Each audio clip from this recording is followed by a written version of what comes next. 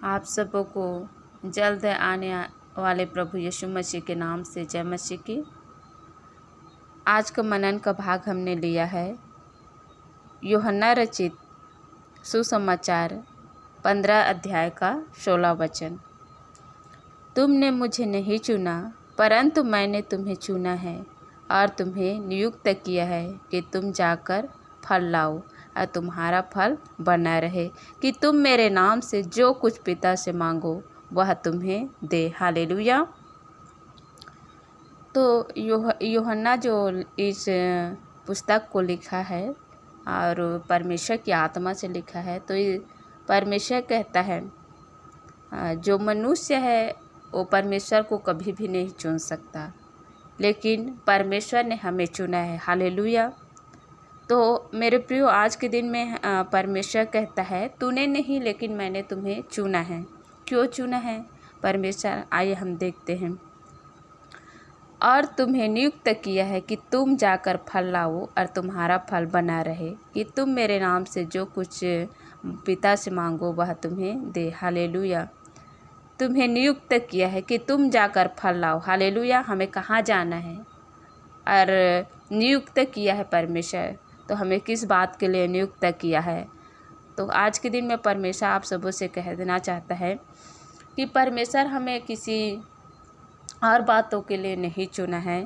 और संसारिक बातों में देखते हैं कि जो लोग होते हैं, जो परमेश्वर के दास और दासियां भी हैं, उन लोग परमेश्वर के राज्य के लिए कार्य नहीं कर पा रहे हैं।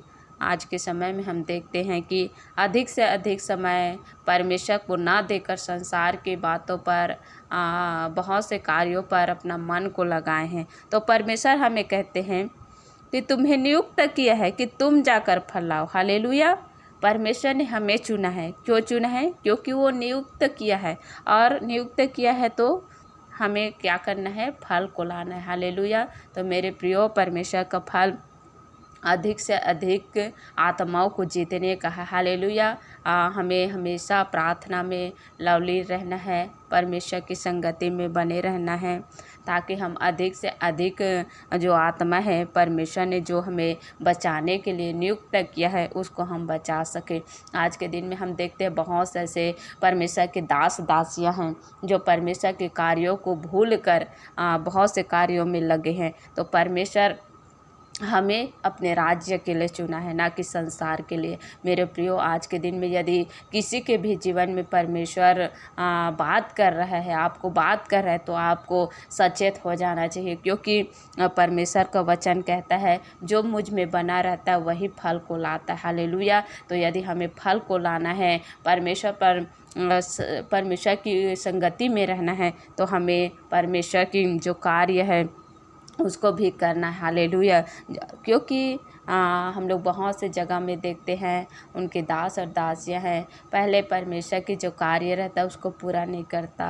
और जैसे प्रार्थना करना है किसी के लिए, तो प्रार्थना नहीं करता, लेकिन वो दूसरे कार्य में लग जाता है। ऐसा नहीं, लेकिन हमें जो परेशानी में है, दुख और तकलीफ़ में है, निराशा में है, उनके लिए सबसे पहले प्रार्थना करें और उनके लिए और जो भी आवश्यकता है उनको पूरा करें। उसके बाद हमें बहुत से और काम है उसको करना चाहिए। तो मेरे प्रियो, हमें परमेश्वर के राज्य के लिए चुना है, ना कि संसार के लिए। और हमें हमारे जीवन में बहुत से धोखा भी है कि हम परमेश्वर के कार्य को कर रहे हैं, लेकिन परमेश्वर मनों के जांचने वाला परमेश्वर है। तो आज के दिन में मेरे प्रियो, आज के दिन में अपने जीवन को जांचें, क्योंकि परमेश्वर कहता है कि तूने नहीं लेकिन मैंने तुम्हें चुना। यदि हमें परमेश्वर चुनता है तो कितना बड़ा हमारा उत्तम भाग है कि हमें परमेश्वर ने चुना है। यदि हम देखते हैं कि किसी भी संसार में रहते हैं, तो जैसे जॉब लगता है, यदि पुलिस का ही जॉब ले लेते हैं तो सरकार की ओर से उन्हें नियुक्त करता है ताकि वो संसार के जो कार्य है उसको कर सके। पुलिस है जो संसार के लोगों की रक्षा कर सके। उसी प्रकार यदि हमें परमेश्वर ने चुना है तो परमेश्वर के राज्य के लिए हमें कार्य करना चाहिए मेरे प्रियो। और हम देखते हैं कि जब पुलिस विभाग में उनकी जॉब लग जाता है तो बड़े सच्चाई के साथ, ईमानदारी के साथ अपने जो पद है उसको वो संभालता रहता है। उसी प्रकार जो भी परमेश्वर ने हमें पद दिया है, परमेश्वर ने हमें नियुक्त किया है तो उस पद का हमें इनकार नहीं करना है, लेकिन